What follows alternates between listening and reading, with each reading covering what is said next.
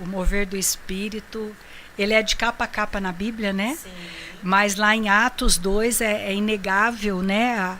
O derramar do Espírito. Pedro, por exemplo, é um modelo, é um exemplo do mover do Espírito. Sim. Pedro, antes de conhecer, né, o mover do Espírito Santo, ele era um discípulo ousado, né? Ele era sanguíneo, ele lutava, batalhador, mas ele não tinha aquela força do Espírito Santo para entender segredos espirituais. Mas a partir do momento que ele recebeu, ficai em Jerusalém, que do alto serás revestido do poder. Ele andava junto com Jesus, mas ele não tinha o batismo no Espírito Santo.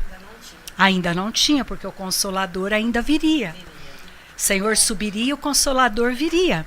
Então não tinha o batismo com o Espírito, mas ele estava ali com Jesus aprendendo. Mas a hora que ele foi revestido do poder do Espírito Santo, ele foi uma bomba celestial no reino do inferno. E só numa pregação dele, 3.000 almas se renderam. Isso é o batismo no Espírito Santo, que veio como línguas de fogo e veio do alto. Porque tudo para nós, o reino do Espírito é quarta dimensão. Ela vem lá do alto, é o sobrenatural de Deus. E veio lá do alto, tocou a vida de Pedro, ninguém segurou mais. Então esse é o batismo com o Espírito Santo, a ousadia, a coragem, cada dia mais buscar. Tá? E é uma promessa para todos aqueles que recebem Jesus como Senhor e Salvador. Ser batizado no Espírito Santo. O que é isso? Não é nada estranho, não é nenhuma nova teologia, é você se abrir para a sua intimidade com Deus. Eu vos mandarei o Espírito Santo, ele vos ensinará todas as coisas. Como que ele vai me ensinar todas as coisas se ele não estiver dentro de mim? Se ele não estiver no meu coração, se ele não estiver na minha mente, se ele não vir até mim através da fé. Então o batismo é real.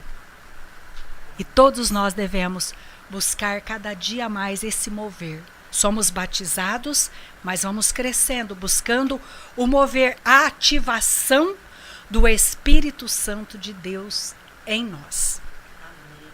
A senhora estava falando da Experiência marcante. Então nós fomos orar no monte, né? Monte, tudo de bom. Tudo de bom. E eu não era batizada no Espírito Santo.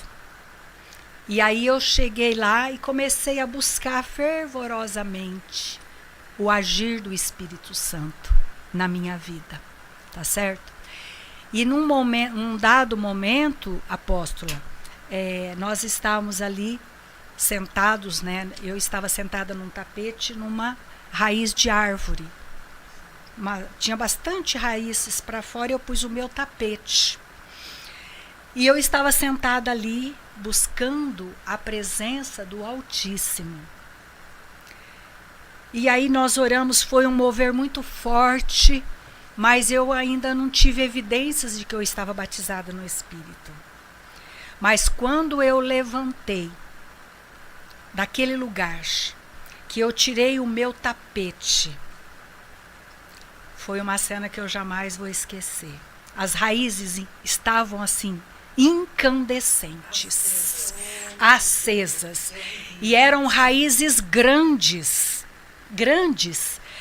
e elas estavam incandescentes. Naquele momento eu comecei a orar, a falar em línguas, e eu não tive dúvida nenhuma da presença real do Espírito Santo ali, que testificou, aquecendo o meu coração. E eu levei até um galinho para casa, um pedacinho, embrulhei num paninho e levei. E ele ficou bastante tempinho aceso. Mas depois eu, na minha inexperiência de nova convertida, eu pensei assim, amanhã acho que ele vai estar uma cinzinha lá dentro do pano, né? Mas o fogo do Espírito só consome o mal. O fogo do Espírito só consome as ervas daninhas, como lá na sarça, quando Moisés pisou e a sarça ardia. e não se consumia. E Moisés queria saber por que a sarça ardia. Isso deu até música. Verdade. Não se consumia, porque aquele fogo só queimou a altivez do coração de Moisés por ter sido criado por Faraó e a sua filha. E ele aprendeu a cultura egípcia, mas o que mais calou dentro dele foi a cultura hebreia, porque o Deus Todo-Poderoso dos hebreus se manifestou ali.